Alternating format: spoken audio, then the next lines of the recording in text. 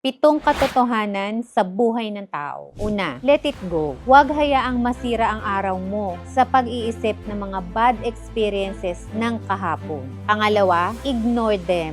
Huwag makinig kung kani-kanino. Piliin kung kanino ka hihingi ng advice. Pangatlo, give it time. Hindi mo pwedeng i-rush ang pag-heal. Pang-apat, don't compare. Comparison is the thief of joy. Pang-lima, stay calm. Hindi dapat nirarush ang success. Pang-anim, it's on you. Accountability is important. Kung anong meron ka ngayon, dahil yan sa'yo. At pang-pito, smile. Find joy in your journey. Ito ang mga pinanghahawakan ko sa buhay to keep on going. Mahalaga ito to keep your peace of mind and to make sure na you are accountable sa lahat ng gagawin mo. Lahat tayo magiging kwento sa dulo. Siguraduhin mo